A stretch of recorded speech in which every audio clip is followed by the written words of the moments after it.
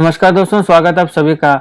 हाल ही में कुछ साइंटिस्ट ने अभी तक का मोस्ट डिस्टेंट ऑब्जेक्ट को डिस्कवर किया है, जो कि अभी तक का डिस्कवर किए जाने वाला सबसे दूरी का एक ऑब्जेक्ट है, एक गैलेक्सी है जिसका नाम है HD1।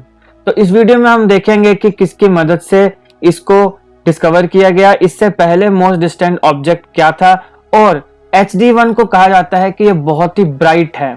साइंटिस्ट कह रहे हैं कि ये बड़ा ब्राइट है। तो इसके दो मुख्य कारण है, क्या है वो सारा हम इस वीडियो में देखेंगे। तो वीडियो को अंत तक देखिएगा। चैनल पर नए हो तो सब्सक्राइब अवश्य कर लें।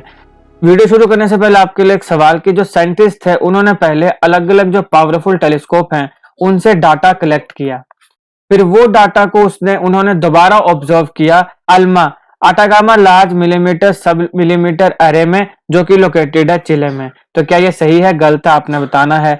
दूसरी स्टेटमेंट है कि जो नई डिस्कवर गैलेक्सी है ये बिलियन लाइट ईयर्स अवे है, यानी जो हमारे पास पहले से गैलेक्सी हमें पता थी, जो पहले मोस्ट डिस्टेंट ऑब्जेक्ट था उसका नाम इन्होंने बताया है GNY11 है क्वेश्चन में, और ये इससे भी बिलियन लाइट ईयर्स अवे है। तो क्या ये सच है? तो ये दूसरी स्टेटमेंट है। तीसरी ये है कि ये जो नई डिस्कवर गैलेक्सी है ये बहुत ही ज्यादा ब्राइट है, क्योंकि अल्ट्रावायलेट यूवी वेवलेंथ की वजह से, जिसकी वजह से जो भी वहां प्रोड्यूस हो रहा है वो बहुत ही हॉट है, एक्सट्रीमली हॉट है, बहुत गर्म है।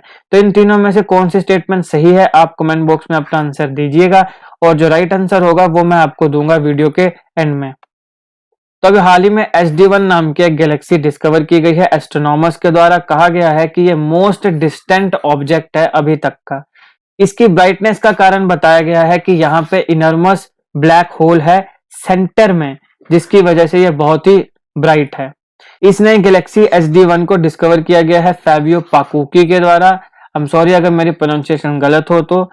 फैबियो पाकुकी और उनके कोलीग्स के द्वारा कहां पे? Harvard Smithsonian Center for Astrophysics Massachusetts.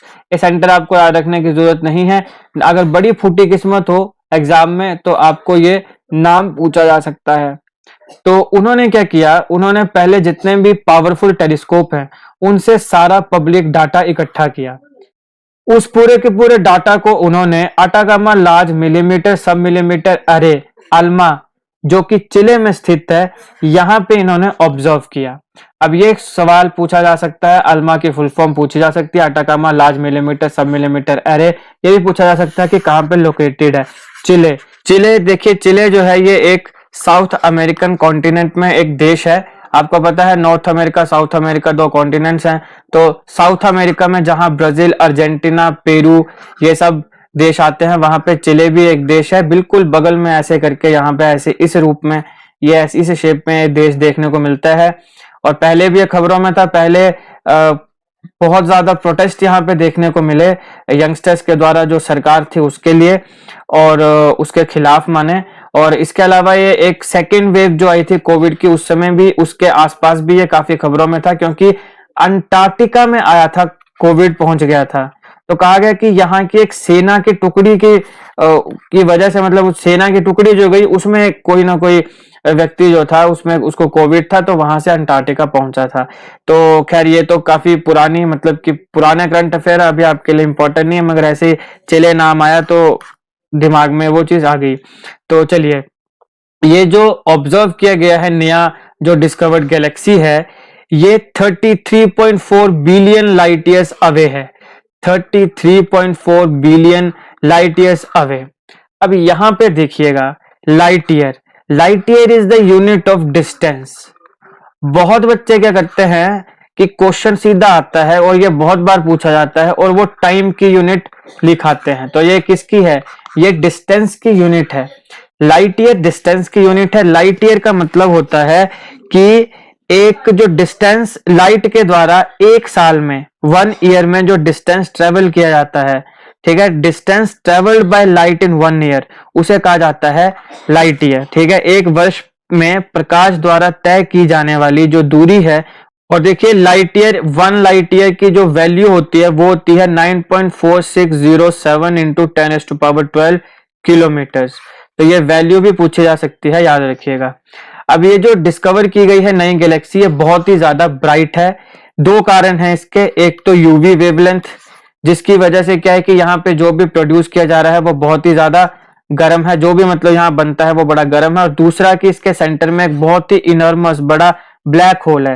ये दो कारण है जिसकी वजह से बहुत ही ज्यादा ब्राइट है।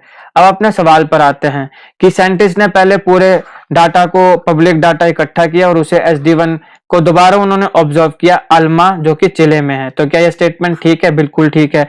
दूसरी स्टेटमेंट है कि जो पहले हमारे पास मोस्ट डिस्टेंट ऑब्जेक्ट था GNY11, उससे भी बिलियन लाइट ईयर्स अवे है। तो बिलियन लाइट ईयर्स अवे तो है, लेकिन ये गैलेक्सी Y11 नहीं है, Z11 है, तो GNZ11। तो ये स्टेटमेंट गलत है। क्या गलती है इसमें? Y की जगह Z होना था। कि और दूसरा तीसरी स्टेटमेंट है कि ये जो डिस्कवर्ड नई जो गैलेक्सी डिस्कवर की गई है एक्स्ट्राऑर्डिनरी ब्राइट है, क्योंकि यहाँ पे यूवी वेवलेंथ है जिसकी वजह से जो भी बन रहा है वो बहुत हॉट है। तो ये स्टेटमेंट भी बिल्कुल सही है, दूसरी स्टेटमेंट गलत है। Right answer option C 1 and 3। Atacama में इसको ऑब्जर्व किया गया, और दूसरा की एक्सट्रीमली ब्राइट ये है क्योंकि यूवी वेवलेंथ है, और दूसरा की इनर्मस ब्लैक होल है इसके सेंटर में। तो option C is the right answer. तो आई होप आपको टॉपिक समझ आया हो। आपने याद रखना है SD1 अभी का मोस्ट डिस्टेंट ऑब्जेक्ट है, और लाइट ईयर के बारे में याद रखना है क्योंकि डायरेक्ट पूछा जा सकता है, और अल्मा के बारे में भी याद रखना है। ये 3 मोस्ट इंपॉर्टेंट फैक्ट्स हैं जो आपको याद रखने ही रखने हैं। तो ये था इसका एनालिसिस। आई होप आपको अच्छी लगी हो वीडियो। अच्छी लगे तो लाइक करिएगा, शेयर करिएगा, चैनल को सब्सक्राइब करिएगा। Thank you for watching.